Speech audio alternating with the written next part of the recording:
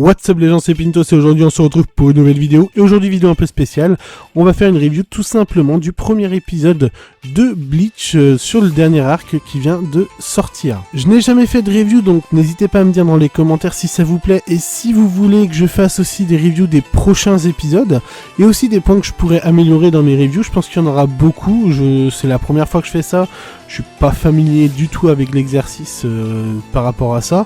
Vous allez le voir de toute façon, rien qu'à mon discours et par rapport au montage aussi de cette vidéo qui je pense va avoir des points à être, pour être amélioré dans un premier temps.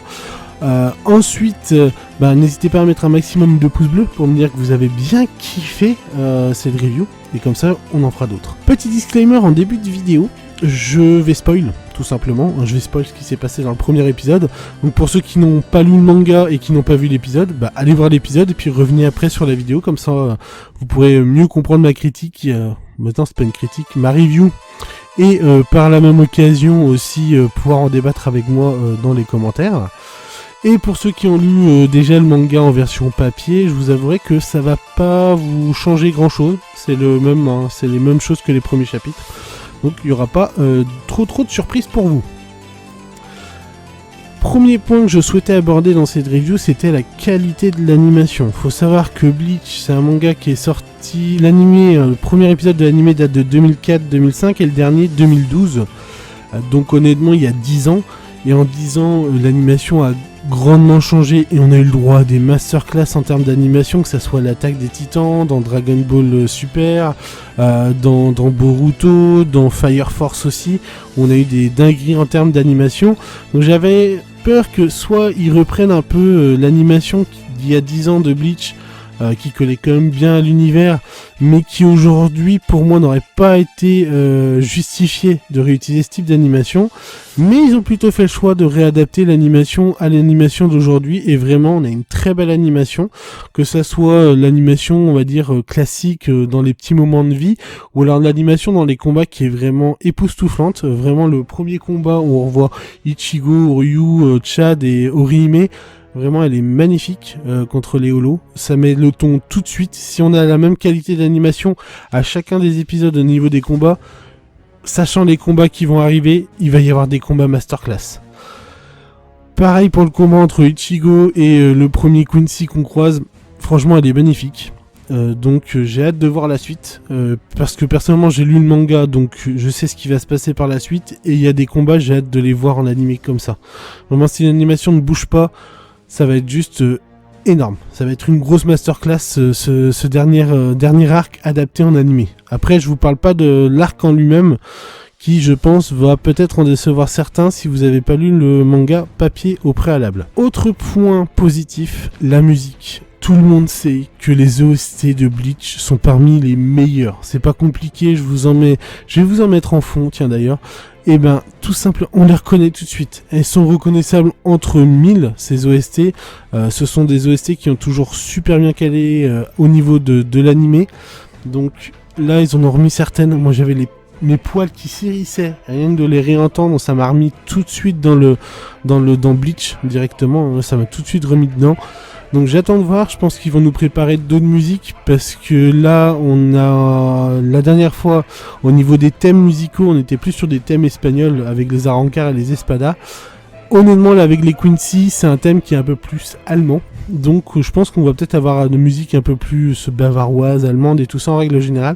Donc j'attends de voir, en espérant que pareil, ils se foirent pas là-dessus, parce que c'est ce qui faisait l'essence de l'anime Bleach avant, c'était vraiment les OST en règle générale, les OST de combat étaient juste merveilleuses. Pour parler un peu de l'épisode comme ça, donc voilà, on va reprendre un peu depuis le début. Au début, on voit tout simplement donc Mayuri qui descend dans son laboratoire parce qu'il y a quelques problèmes au niveau des holos. Les holos disparaissent sans que leur âme monte au ciel. Donc ils comprennent très rapidement que ce n'est pas des Shinigami qui sont à l'origine de la mort de ces holos. Parce qu'il faut savoir que c'est expliqué au tout début du manga, quand on a Oryu qui a introduit, que quand les Shinigami tuent les holos, l'âme des holos monte au ciel. Par contre, quand les Quincy tuent les holos, leur âme disparaît tout simplement. Parce qu'ils détruisent l'âme directement des holos. Donc ils arrivent à comprendre très rapidement que d'où ça vient, ils savent que c'est les Quincy qui sont à l'origine de tout ça, ce sont les seuls qui peuvent faire ça. Ce qui va donc tout simplement permettre d'introduire en quelque sorte les Quincy. Alors, ils ne le disent pas concrètement au début de l'épisode qu'il s'agit des Quincy. Ils laissent un peu, on va dire, le mystère planer. Mais pour ceux vraiment qui suivent le manga et l'animé, tout le monde comprend assez rapidement qu'on va parler des Quincy là-dedans. Ensuite, on a donc, vu que c'est un épisode d'introduction aussi, tout simplement, on a donc l'introduction d'Ichigo, Urihime, Chad et Uryu, pour savoir un peu ce qu'ils sont devenus par rapport au dernier épisode. Et honnêtement, je vous avouerai que ça me faisait un peu peur qu'ils puissent prendre la liberté de, on va dire, réécrire un peu le début de ce dernier arc. Parce que vraiment, dans le dernier arc, on rentre très rapidement dans le vif du sujet. Et j'avais un peu peur qu'il fasse, on va dire, plutôt l'épisode de rappeler un peu ce qui s'était passé à la fin du dernier épisode de l'animé, donc c'est-à-dire le combat entre Ichigo et Ginjo. Et tout simplement faire qu'est-ce qu'ils sont devenus, qu'est-ce que ça devient au Gotei 13, qu'est-ce qui se passe dans la ville de Karakura et tout ça. Et on a une petite partie qui est comme ça, mais la partie on la retrouve aussi dans le manga. C'est justement l'arrivée d'Ichigo et toute sa clique pour sauver 2 Shinigami contre une horde de Holo. Donc on voit cette partie-là qui est juste pour remettre un peu dans le contexte, mais c'est très court et on a tout de suite l'élément perturbateur qui arrive assez rapidement derrière, où tout simplement on a le premier Quincy qui apparaît dans la chambre de Ichigo, où on sait pas trop ce qu'il vient faire là. Tout simplement. Moi, je sais personnellement, ayant lu le manga papier, je sais pourquoi il est là, mais je vais pas vous spoil parce que ça va venir plus tard, mais on peut le comprendre dans la suite de l'épisode parce que quand il parle avec Ichigo pendant son combat, on comprend plusieurs choses. D'ailleurs, pendant le combat, honnêtement, l'animation du combat, comme je vous ai dit, elle est vraiment magnifique, tout simplement. Et on a aussi un premier point, c'est le fait que le Quincy essaye de choper le Bankai du Ichigo, mais il est assez surpris qu'il n'arrive pas à voler le Bankai du Ichigo. Donc ça va faire fi dans l'histoire, suivre dans l'histoire, et ça va expliquer plus tard c'est quoi le projet, tout simplement. On a en parallèle de ça, on a aussi donc on suit un peu ce qui se passe dans le Gotei 13. On voit Ikkaku et Yumichika qui interviennent dans un village du Gotei 13 où tous les habitants ont disparu. Ils savent pas pourquoi. Et la scène suivante, on se retrouve dans le bureau de Yamaji, donc le bureau du chef des 13 divisions, où t'as un Shinigami qui court et qui se fait trancher la tête par des hommes en blanc.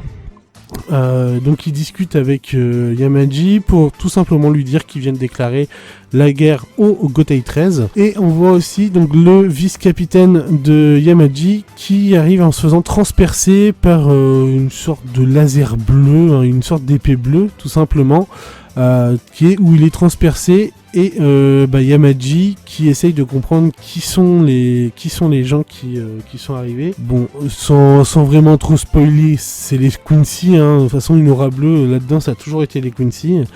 Et on termine l'épisode où tout simplement on voit donc les gens qui ont essayé d'agresser qui sont arrivés dans le bureau de Yamaji et celui qui a attaqué Ichigo, qui se retrouvent donc dans un palais. Et dans ce palais-là, ils font face à un homme qui est donc l'antagoniste de l'arc, qui s'appelle Iwatch, tout simplement. Et ça se termine comme ça, et honnêtement, c'est très bien comme ça. Donc au niveau de ce premier épisode, moi ce que j'en ai pensé, j'ai bien aimé. Une bonne animation, les musiques qui sont revenues, c'était plutôt sympa et tout ça. Et sans trop en dévoiler, c'est un bon épisode d'introduction d'un arc. On rappelle un peu les protagonistes et on introduit directement les antagonistes. Il y en a peut-être certains qui vont pas apprécier parce que l'élément perturbateur il arrive très très vite là, comme ça on sait tout de suite ce qui va se passer. Ce qui va se passer, oui non. On sent tout de suite ce qui va se passer plutôt. Donc ça peut en perturber certains. Moi personnellement j'ai beaucoup apprécié. On va pas rester traîné en longueur avec plein d'épisodes où on parle de machin et machin qui font... on s'en fout un peu personnellement. Là on rentre directement dans le vif du sujet et personnellement j'ai hâte de voir le prochain épisode pour savoir ce qui va se passer, non parce que je sais, mais pour voir si déjà au niveau de l'animation on va garder la même qualité. Et voir comment ils vont découper aussi le manga papier. Il faut savoir que le manga papier n'a jamais été découpé de la même manière au niveau de l'animé. Donc j'attends de voir ça. J'espère en tout cas que cette vidéo vous aura plu. Vraiment, mettez-moi dans les commentaires si c'est quelque chose que vous avez envie de revoir ou pas du tout, de ce que je pourrais améliorer aussi dedans et tout ça. Puis moi je vous dis à la prochaine pour une nouvelle vidéo. C'était Pintos, sayonara les gars.